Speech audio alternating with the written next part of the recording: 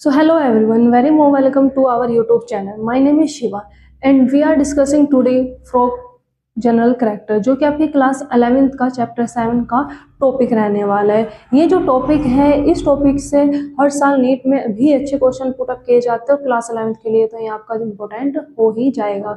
सो आज हम इस लेक्चर के अंदर डिस्कस करने वाले हैं फ्रॉग के जनरल करेक्टर को। फिर उसके बाद हम अपने नेक्स्ट लेक्चर में कंटिन्यू करेंगे मॉर्फोलॉजी एंड अनदर वीडियो में हम डिस्कस करेंगे अपनी एनाटॉमी ऑफ फ्रॉग। तो आज की हमारी छोटी सी वीडियो में आप फ्रॉग की जनरल कैरेक्टर को अच्छी तरीके से जानेंगे। जितना भी आपको यहाँ पे कंटेंट प्रोवाइड कराया जाएगा आप एक एक पॉइंट को अपने रजिस्टर में नोट करेंगे और अच्छी अच्छी तरीके से चीज़ों को रिवाइज भी करेंगे और चीज़ों को समझते हुए चलेंगे। तो आई होप आपको लेक्चर पसंद आएगा तो लेक्चर को लाइक ज़रूर कीजिएगा एंड लेट्स कंटिन्यू।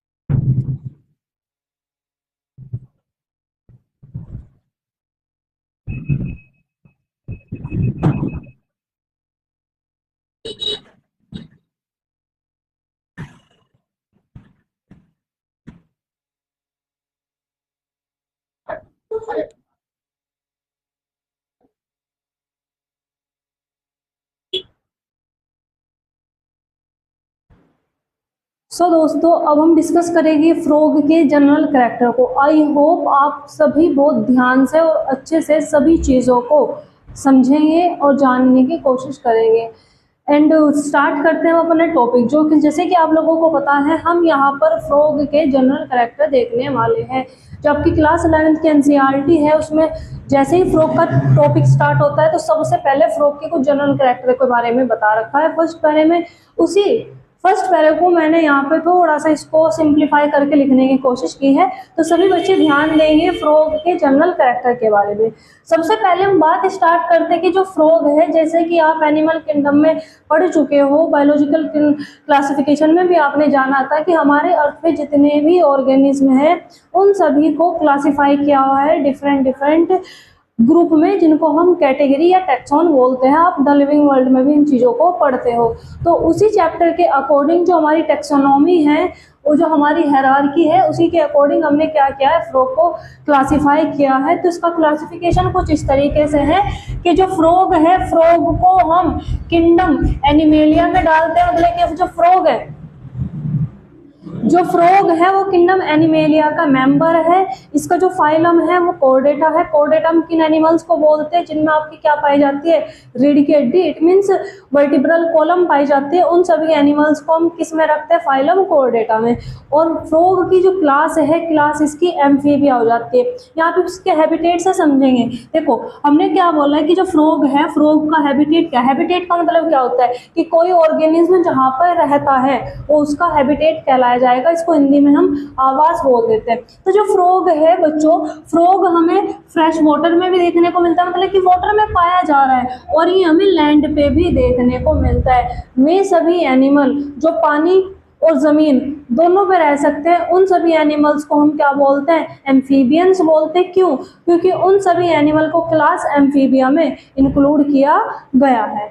तो इसकी क्लास आपकी क्या होगी? एम्फीबिया ही, हमने इसका बता दिया हैबिटेट। अब ध्यान देंगे, फ्रॉग को बच्चों हम क्या बोलते हैं? पोइकिलोथर्मल या फिर कोल्ड ब्लेडेड बोलते हैं। पोइकिलोथर्मल या कोल्ड ब्लेडेड का क्या मतलब हो जाएगा? जो एनिमल्स अपने बॉडी टेम्परेचर को मेंटेन नहीं कर सकते, जैसे कि हम है, हमारा बॉडी टेम्परेचर कितना होगा? एक ह्यूमन का बॉडी टेम्परेचर 37 डिग्री सेल्सियस होता है, ये हमारा नॉर्मल बॉडी टेम्परेचर है। अब इन्वायरमेंट में चाहे सर्दी हो रही है चाहे गर्मी, मतलब कि हमारे इन्वायरमेंट का टेम्परेचर चाहे हाई जा रहा है चाहे लो जा रहा है, लेकिन हमारी बॉडी का टेम्परेचर कितना रहेगा? 37 डिग्री सेल्सियस ही रहता है। बट ये जो फ्रॉग है, इनका body temperature according to environment change होता रहेगा। अगर इन्वायरमेंट का टेम्परेचर हाई होगा तो इनका बॉडी टेम्परेचर भी क्या हो जाएगा? हाई हो जाएगा। अगर बॉडी इन्वायरमेंट का टेम्परेचर लो होगा तो फ्रॉग का भी बॉडी टेम्परेचर क्या हो जाता है? लो हो जाता है। ये इन्वायरमेंट के अनुसार अपने बॉडी टेम्परेचर को मेंटेन नहीं कर सकते, अकॉर्डिंग टू इन्वायरमेंट इनका टेम्परेचर भी क्या होता है? बढ़ता और घटता रहता है। रीजन एनाटॉमी में हम बात कर लेंगे, फिलहाल आप समझ लो कि इनका जो ब्लड है ऑक्सीजनेटेड और डीऑक्सीजनेटेड वो अलग अलग नहीं होता, जिसकी वजह से इनका बॉडी टेम्परेचर मेंटेन नहीं होता। ये हम आने वाली क्लासेस में डिस्कस करेंगे। फिलहाल आप सिर्फ यहाँ पे इतना समझेंगे कि जो फ्रॉग है, फ्रॉग अपने बॉडी टेम्परेचर को मेंटेन नहीं कर सकता, और जो एनिमल अपने बॉडी टेम्परेचर को मेंटेन नहीं करता, बार बार बदलता रहेगा बॉडी टेम्परेचर, उन सभी एनिमल को हम पोइकिलोथर्मल या कोल्ड ब्लेडेड एनिमल बोलते हैं। अब आप मुझे कमेंट बॉक्स में बताएंगे कि हम अपने बॉडी टेम्परेचर को मेंटेन रख सकते हैं, हमारा बॉडी टेम्परेचर कांस्टेंट है 37 डिग्री सेल्सियस, हमारे इन्वायरमेंट पे तरह कोई खास फर्क नहीं पड़ता, तो हमको क्या कहेंगे?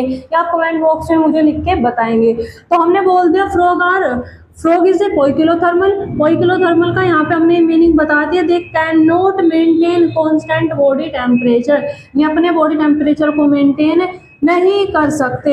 नेक्स्ट पॉइंट नोट करेंगे, they have ability to change body colour. जो फ्रॉग होते हैं, फ्रॉग अपने मतलब कि जहाँ पर भी ये रहेंगे अपने हैबिटेट के अकॉर्डिंग अपने बॉडी टेम्परेचर बॉडी कलर को क्या करते हैं? चेंज करते हैं। आपने कभी नोटिस किया होगा कि अगर मेंढक आपको घास में देखने को मिल रहा है तो मेंढक का कलर आपको कैसा देखने को मिलेगा? ग्रीन कलर का देखने को मिलेगा।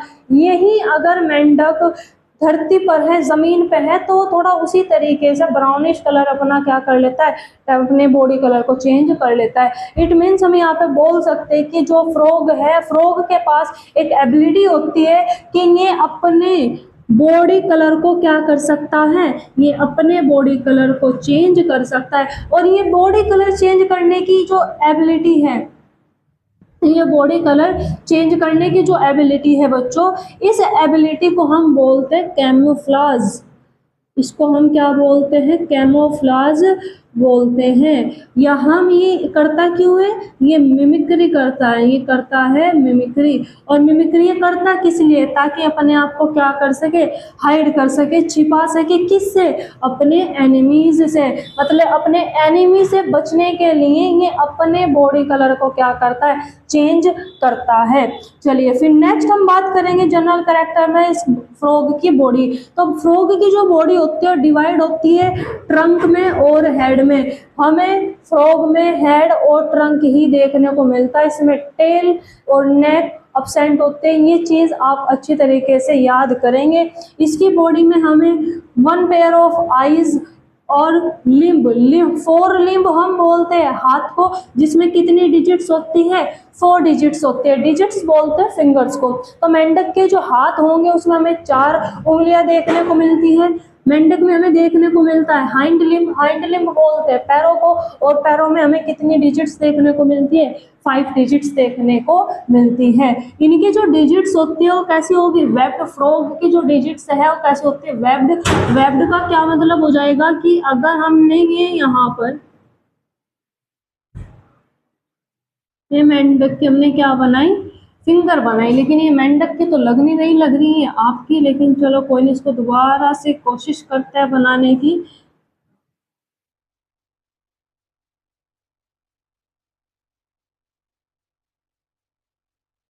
ये जो इसका